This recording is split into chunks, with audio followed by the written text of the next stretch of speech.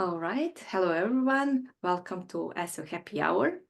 I am Adriana Vujadin, head of SEO and coach for SEO professionals.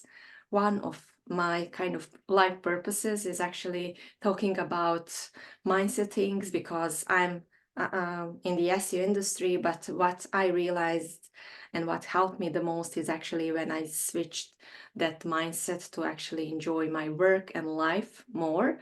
So that was a moment when I realized I really need to make that switch and show the people how they can make their life more easier, I think, more easier, I think. So that is one of the parts that I'm doing. And in today's episode, we are having Viola Eva as our guest, and she is going to speak about very, very good topic, and that is how to actually handle all this worldwide kind of like struggles, but in the more kind of like collaboration way, because that is something that really fulfills us than just like thinking about our competition, because that is something that I notice doesn't matter if you are full-time SEO agency SEOs or freelance SEOs, you constantly thinking, oh, someone is working very similar thing to me and they are competitors. And that is something that is draining your energy, so you can be focused on your work. So Viola, you as a founder of Flow SEO, how you are handling these kind of like competition, but also to work it more in collaboration way, because SEO service that you are providing is something that we are seeing kind of like it's very demanding on the market. So thank you so much for joining and welcome. Thank you so much for having me. And yeah, very, very excited about this topic specifically. So I'll start with an example. About 2 weeks ago, I had a meeting with 3 other agency founders. All of them are founders of agencies that either do SEO or content marketing. All of them have founded their agency about 4 or 5 years ago, same like me. All of them have probably between 10 and 20 staff, same like me. And all of them specialize on doing SEO and content marketing for SaaS startups, specifically B2B SaaS, same like Flow SEO. And so on paper, these people are my competition. These are fellow agencies, very similar services, very similar target audience.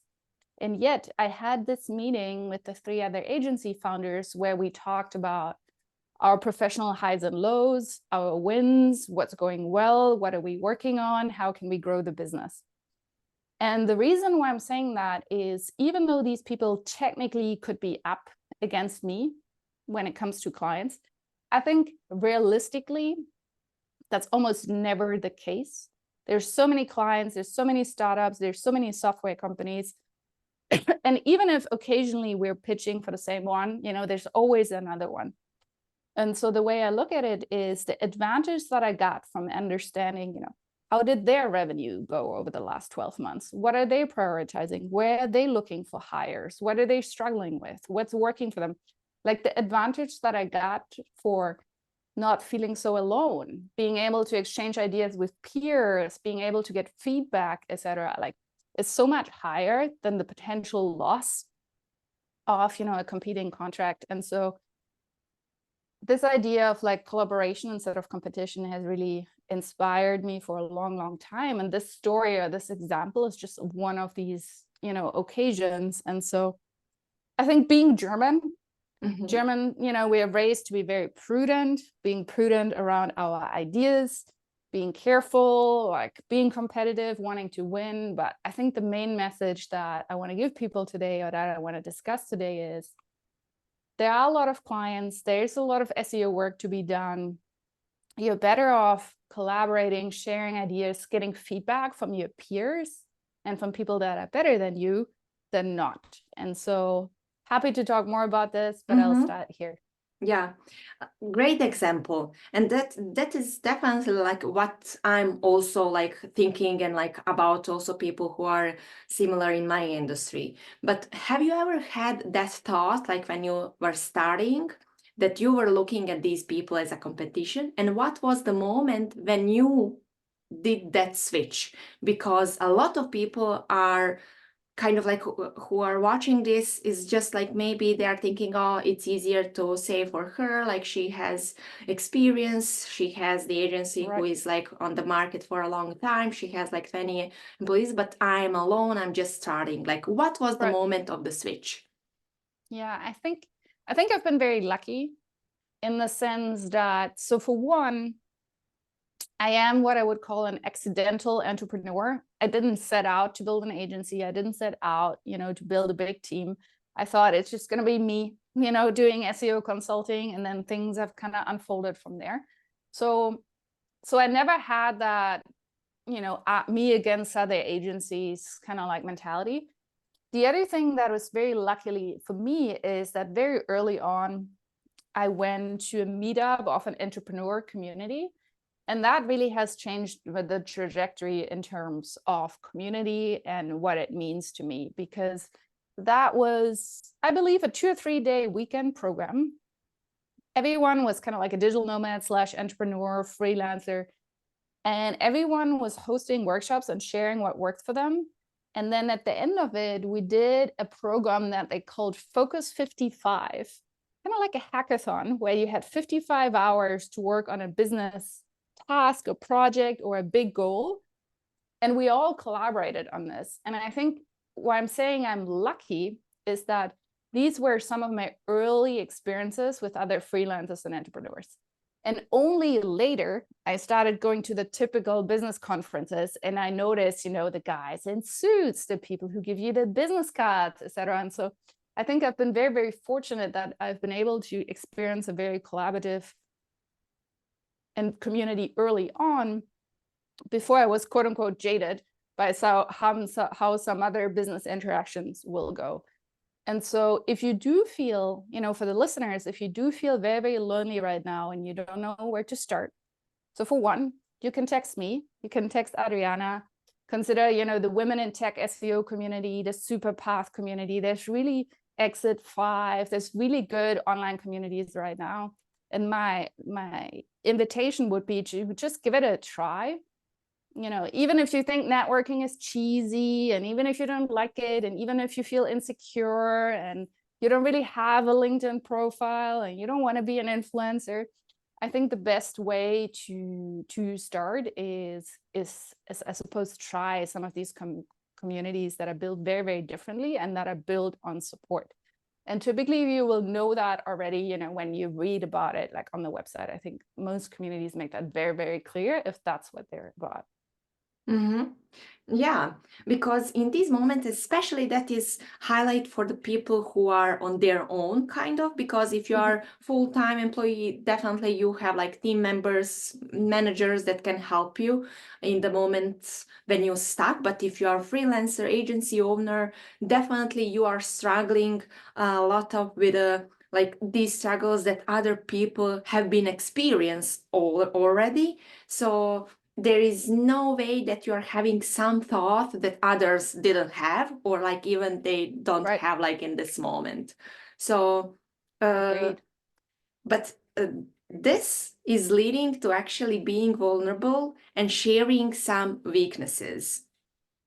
For example, that maybe you don't know how to find clients, you don't know how to scale your business, you don't know how to find like top talents or something like this. So how did you handle that kind of like being vulnerable and seeking for that advice? Great question. Twofold. My answer is twofold. One is, I think when you're going to a conference for the first time, to a meetup for the first time, to a community for the first time, what a friend of mine has really grilled me at, his name is Dave, he always said, value add, value add, value add. And so my first idea would be, you probably know a lot more than you think you know. Whatever you know and whatever you're good at probably comes easy to you. And because it comes easy to you, you assume it's also easy for everybody else. It is not. You know, whether you're really good at sorting spreadsheets or finding keywords or talking to clients, whatever is easy for you and what you're good at, someone else is probably not. And so coming into a community with the perspective of like value add is like, stop responding by some other people's comments. You know, maybe you have a template to share, a feedback to give. And so I think that also can allow you to ease into a community by contributing first, by sharing first, and kind of like letting your guard down. The other topic is obviously a tricky one, on the topic of sharing vulnerability, sharing weaknesses. And I can't say that I've always loved receiving feedback. I think this has really changed for me. Now I perceive receiving feedback often as a gift. Sometimes you don't want it and you reject it, but overall, I've seen so much benefit from having peers and mentors giving me feedback. But I do absolutely understand the resistance early on. And my idea here would be, is there an opportunity to start small? Because if you're coming into a new group and you're coming into a new community and you're like, I don't know how to find clients, you know, my revenue is struggling, my last client site tanked, you know, my cat is sick, and, you know, my flowers in the gardens are like dying. It's like, oh, that's a lot, you know, for people. That's a lot for you to share, and you might feel kind of exposed and vulnerable. It's also a lot for people to take in. And so I think with the vulnerability and sharing weaknesses, it's also a good idea to start small. You know, I've been trying to get clients of LinkedIn, you know, I've been posting once a week, but it seems like my followership is not growing. No one has requested, you know, any sales calls with me. Like, what should I do? You know, starts with that one thing. It's like, I need some tips for my LinkedIn, and then kind of like build that muscle. I think a lot of these things we assume we don't need training or practice on, like giving feedback or getting feedback. Like, we just assume we should be good at that or good at communicating or finding solutions. And the reality is, just like everything, it's something we can practice, and it's a muscle we can train. And consistency is important, and staying small is important. So you probably don't need to post your whole life story and the whole business issue and everything that's going wrong on your first post. You know, that's also overwhelming and kind of like random for people if you're just coming in. But I think you can start like, hey, I'm stuck on my content template. You know, I'm stuck on a multi-language setup, and just kind of like start with that and ease into it and kind of like build your confidence and also build your trust in the community. Because you're also, you know, you read the website, you read the description, you're in there, but these guys also, you know, they got to win your trust, and they got to show you that it's safe and that they're there to help you and feedback you and mentor you. And so you start small, you grow your confidence, you get to know a few people, you grow your trust, and then you go from there.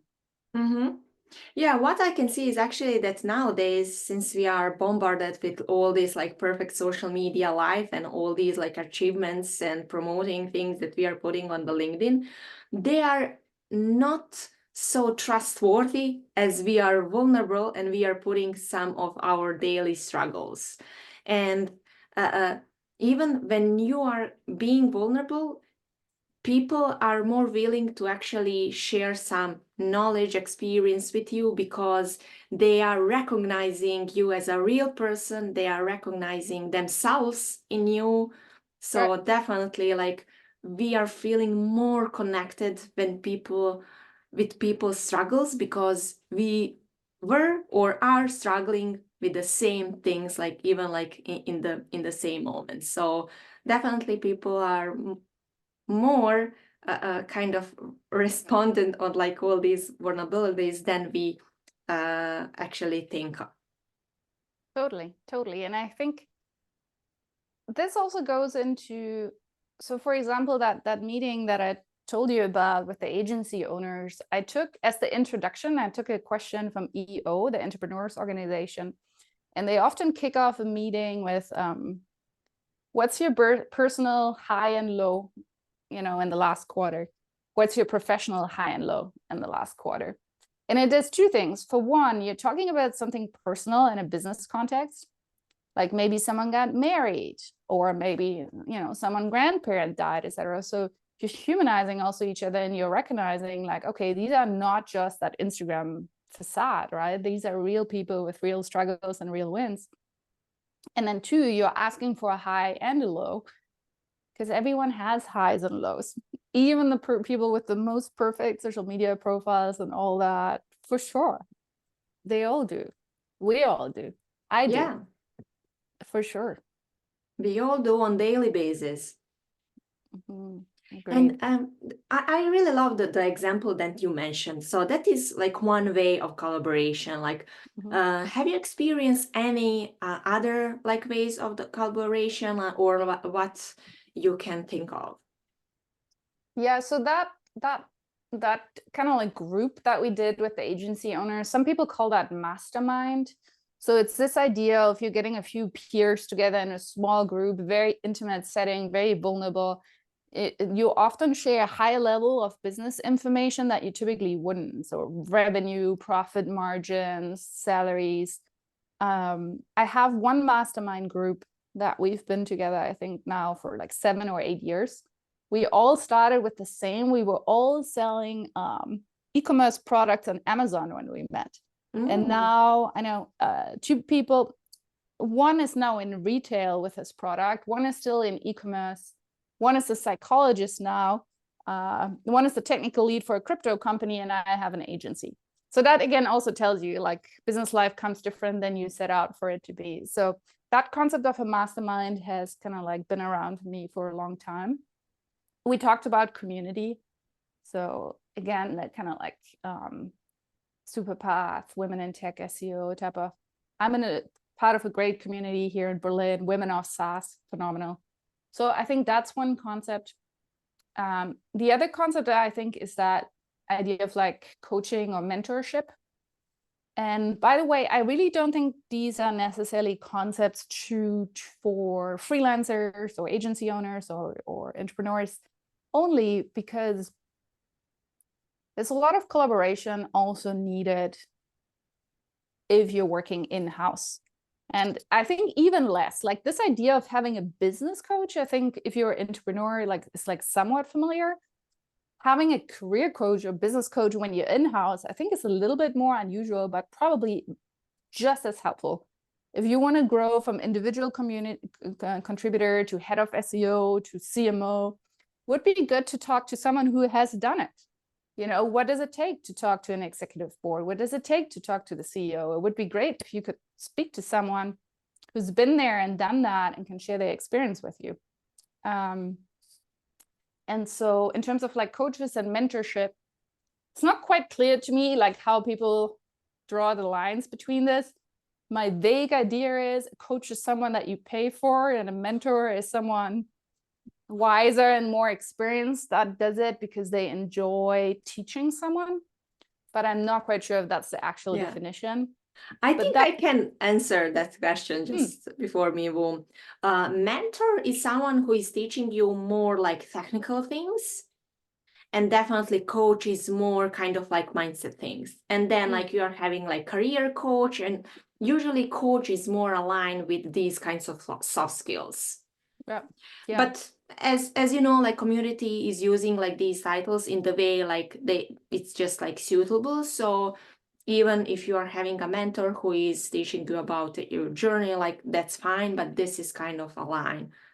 Yeah, that makes sense. That makes sense. That's also how I think about the difference between coach and consultant. Like a consultant tells you what to do, which is why I like being a consultant. And a coach kind of like asks questions and minds for you, you know, to find your own path. For sure. But yeah, on that note, I definitely recommend coach or mentor or consultant sometimes if it's needed. And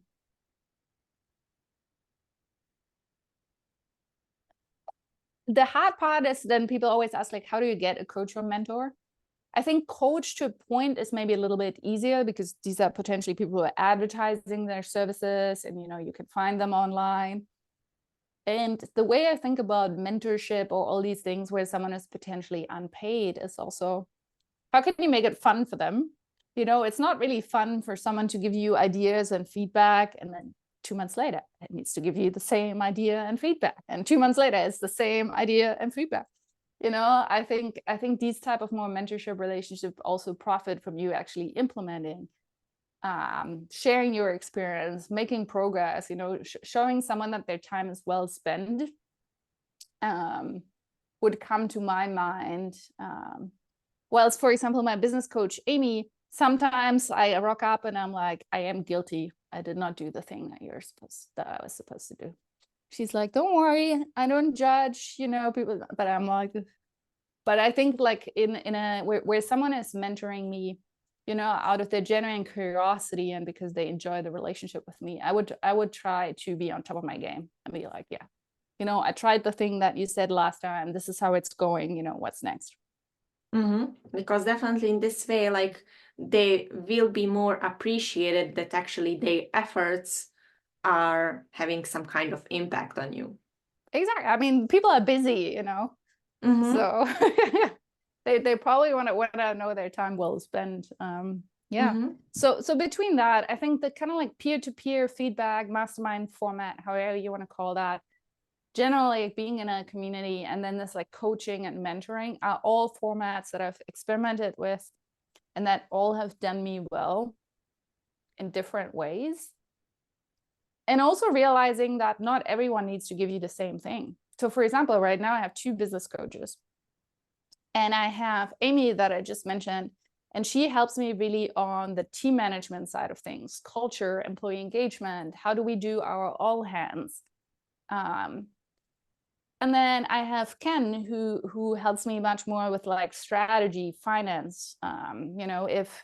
If I have to make a business contingency plan and figure out if we were to lose revenue and whom would I have to let go first, that would be Ken.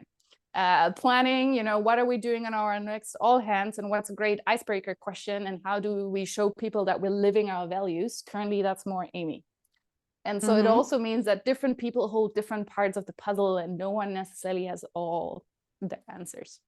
Oh yeah, the same for me, because actually that is funny story how I started with the mindset coaching thing. Is actually I couldn't achieve my goal, and that goal was to start interviewing like SEOs, like successful SEOs. And I wanted that like so deeply, I couldn't just like start. And I'm not the person who is like procrastinating. Like I'm very organized, and like usually whatever I want, I just like start.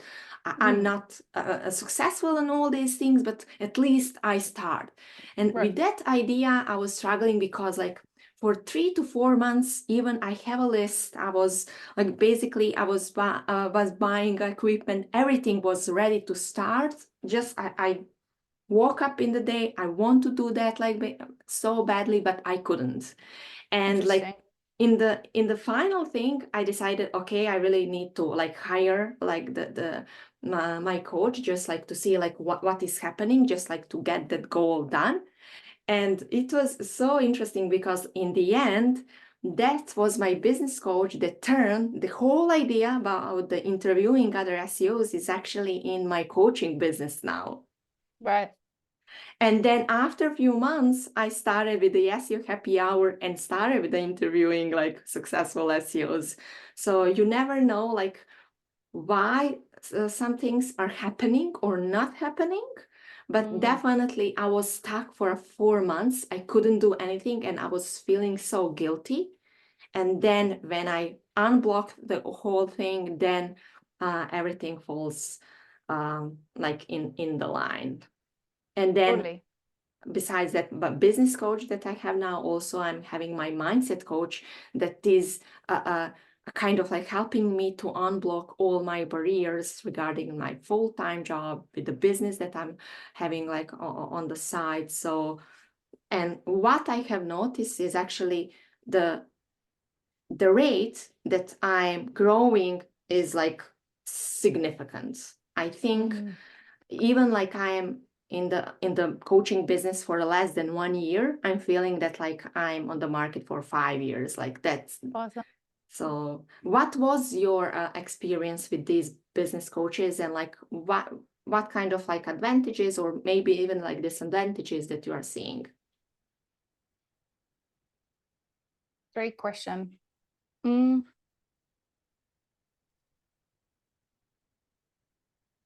I think the main advantage, I would say, for me also has a lot to do with not feeling alone. I think, especially if you have if you're a solo entrepreneur, solo consultant, or a freelancer, you're starting out, I think it feels incredibly lonely. And it's sometimes I just don't know whom to turn to.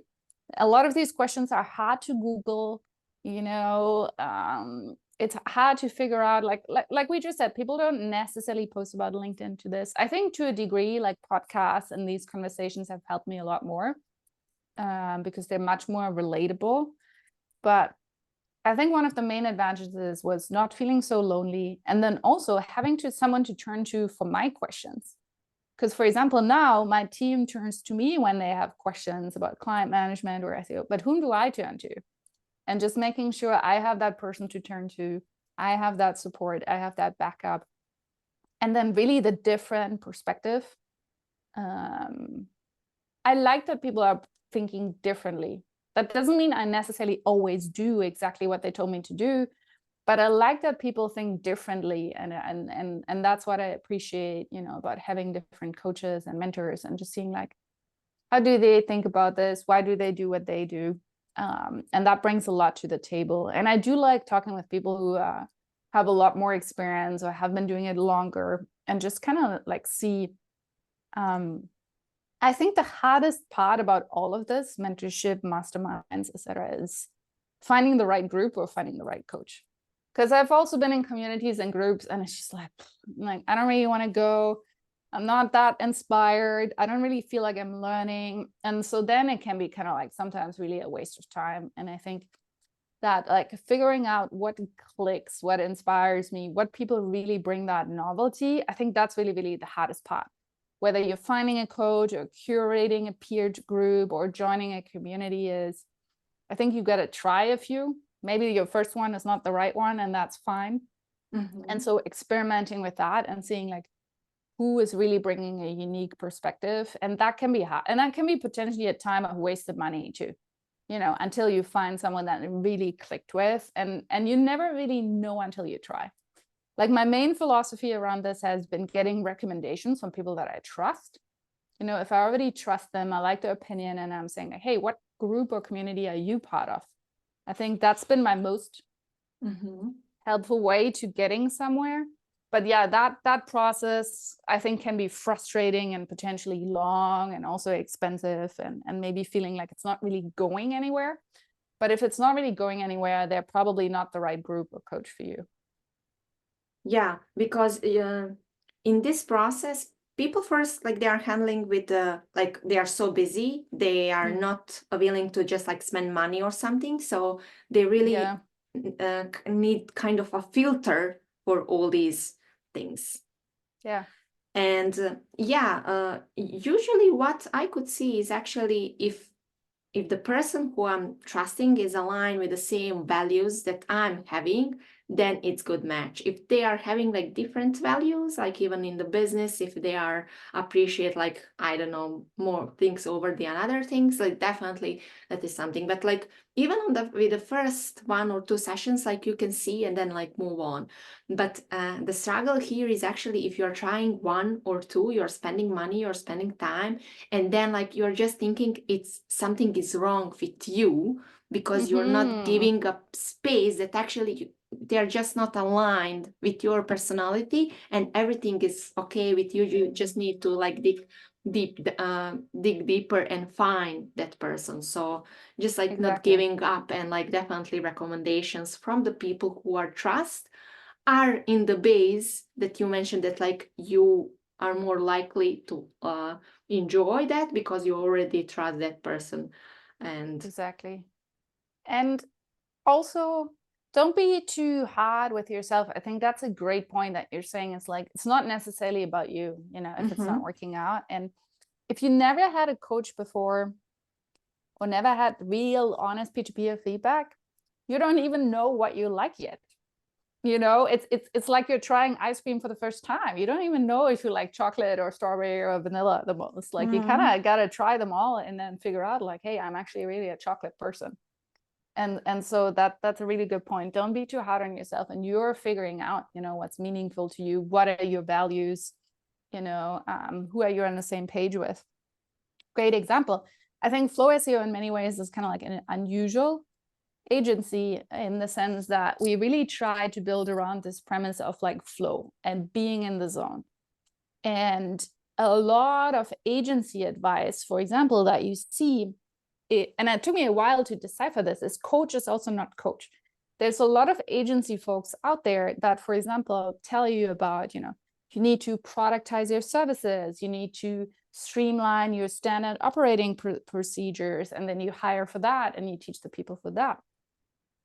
And yes, we do all that. We all do the same keyword research, we all do the same content brief. But I never wanted a productized service business. I never wanted that. It's like, I always wanted, I wanted to be kind of like, we do custom strategies, we do highly specific expert consulting, we build a solution that works for you.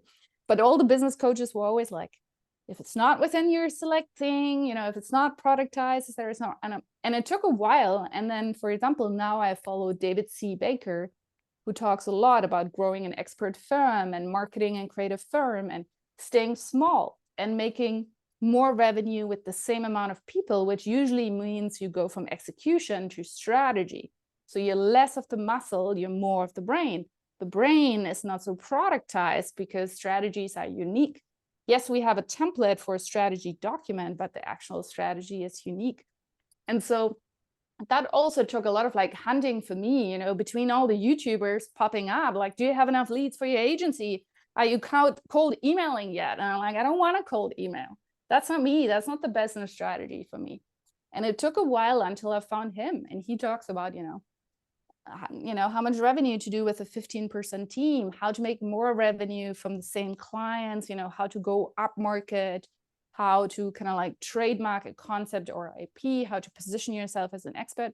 And that was a relief for me when I finally found him, because I felt like, all of this advice is just somewhat not right. And so there's also that, it's a lot of business advice is so prescriptive. You need to do that, and you need to do SEO, and you need to do cold outreach, and you need to productize your service. I'm like, not really. This is good advice. It's good advice for someone, but it's not necessarily good advice for me. And so differentiating that and figuring out what's the advice for me in terms of my personality, what I'm good at, but also the stage of your business. A lot of advice that's good from 0 to 100K is great for that, but it's bad advice for 100K to 1 million. And that's not good advice for 1 million to 10 million. And so, are you product, are you service, are you B2B, are you B2C, all this go-to-market motion and what you offer, and then your personality and what you want to be doing. What's the right advice for me is probably not the right advice for you. It's not the right advice for someone else. But I think a lot of the kind of internet gurus are so prescriptive. They're so in a box. They got rich one way. And so they teach one way, but that's not necessarily your way. And this is, again, back to the ice creams. You got to try the flavors, and you got to figure out what's my flavor, and then kind of go from there. Yeah, because if you go with another flavor that you don't like it, in the end, you will be very stuck, and you will not enjoy, and in your kind of doesn't matter business or thing that you build up. Yeah, totally. And I think, and this, I thought about this earlier, is there is a book that's somehow popular in the kind of business self-help kind of area, and it's called The War of Art, Break Through the Blocks. I don't know if you ever read that. No, it's like my anti-book. So a lot of people recommend this book, and and the guy is basically, this author is a writer, and he talks about his struggle of writing and how hard it is and how to suffer, and I'm like, damn, I mean, I can't believe you're doing this. If the struggle is so hard, if it's such a resistance, if it's such a procrastination, if every book is such a fight and you just can't get yourself to do it, I'm like, man, I can't believe you're still in it. And so I think there is that initial resistance and procrastination, and you need to break through it. But if years in, you're still struggling so hard, I think you should consider pivoting into something that is more aligned, more in flow, and easier for you. So there's also that. Or find a reason why you are procrastinating this so much, because definitely something is holding you back from doing that. Exactly. So, All right. So, Viola, do you think, is there anything that we didn't mention and that is very important for this kind of like mindset approach, less competition, more collaboration? maybe the final note on this is very, very early on, I got introduced to the idea of holding SEO workshops. And so that was kind of my claim to fame. I was like going around co-working spaces and I was teaching people about keyword research. And again, you could say, what are you doing teaching all these people keyword research? If they know how to do keyword research, they don't need to hire you. They can steal your template. There's a lot of reasons that you may think it's a bad idea going around the globe teaching people about keyword research. But what I'm learning a lot with the agency business is it's really not about ideas. It's not about templates. It's all about implementation. So the main thing that people actually learn from the keyword research workshop, even though it's a step-by-step guide exactly with the template and the process that I do in the agency, most people notice like, damn, that's hard. I'm busy. I'm doing a million other things. I really don't know that much about SEO. I really need an expert on this. And for the people who watch it, implement it, and get it done, like good on them. Like that is a great hustle. That's great energy. I congratulate everyone who does that. But most of the other people realize, actually, this is not a 5-minute hack thing. These people have like experience. This is hard. I need to look at it. The other thing is also, I always share all our internal templates with our clients. They're like, do you have a content counter template? I'm like, here, take it. Because it's not about the ideas and the templates, it's about implementing it. It's, can you communicate the vision? Can you get your client to say yes? Can you get the wider client organization to yes? If you're in-house, can you pitch an idea to your boss? Can the marketing team get buy-in? Do your executives get buy-in? And then can you follow through? Did we not just talk about it in a meeting one Monday ago, but do we actually have like next steps and milestones, and do we work towards it? And are we tracking towards our goals? And all the stuff that we as SEOs often find unnecessary, the communication, the follow-up, the client management, the pitching to the executives, yet another monthly report. That is actually the work. That is what it's all about. And so this is why share your ideas freely, share your templates freely. Some people will take it and run with it and do phenomenal work. These are probably great friends to have in your mastermind, by the way. These are not your enemies. These are probably the best people that you want to start a mastermind with. And all the rest will just notice like how insanely complicated this actually is and will want to work with you, because that's what it's about. It's not about the templates. It's about implementing the process, that you outlined in the template. So go ahead and share it, basically. Perfect, because they will see the value in this. And even one or other side will want to collaborate that with you in the future, because they are aware the value that you are bringing to the table. Yeah. So I think,